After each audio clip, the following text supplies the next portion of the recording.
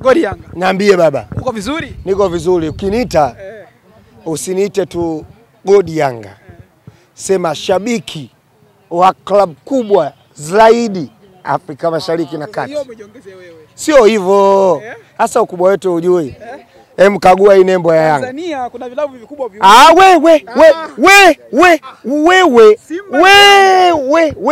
Wewe. Ole wako utamke hiyo kauli tena. Tanzania kuna klabu kubwa moja. Yanga Afrika. Umeona hii nembo? Kwa Simba sio klabu kubwa. Sasa ina ukubwa gani?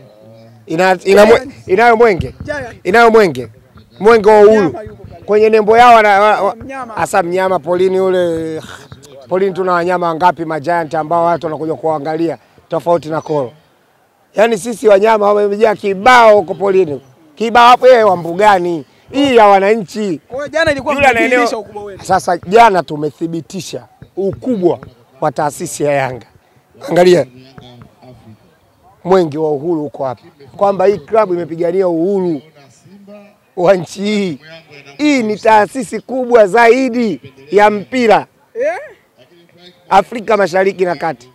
Mwenyekiti ameondoka, mtendaji mkuu amesimamishwa. Yale ambayo sisi tulikuwa tunayataka sio kwa maslahi ya Yanga. Ni kwa maslahi ya Watanzania wote. Ni kwa maslahi ya mpira wetu.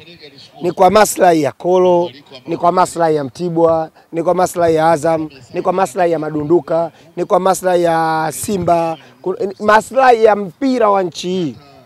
Ndio yale toka tunataka sisi.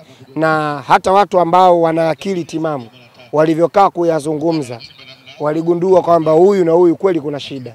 Sio kwamba wameondolewa tu kwa sababu ya Yanga, hapana. Pia wamegundua kwamba hawa watu ni kweli wana shida. Kama ni kweli mtu alipigiwa simu akailisha mechi, huyo mtu aliyopokea simu ana shida. Kama kweli mtu alipigiwa simu na CEO yupo anailisha mechi, huyo mtu ana nini? Ana shida. Yaani sio vitu ambavyo tutavizungumza tu sisi wenyewe, hapana. Weka nyumbani mwenyewe, huyu anayenitazama angalie mwenyewe, afikirie kwa kichwa chake. Na ndio maana nilikwambia kuna wachambuzi na wachambaji. Kuna wachambuzi na wachambaji. Ukiwa na maana gani? Nikiwa na maana mchambuzi Hans Raphael, mchambuzi anaitwa Chuma cha Mjerumani, mchambuzi anaitwa yule nani anaitwa Raphael nani yule Hans Raphael. Achana Hans Raphael ndio wa Wasafi. Wa Wasafi anaitwa nani? Nasir Alfani, mchambuzi. Sio umeelewa? Yaani mchambuzi anakaa anafikiria.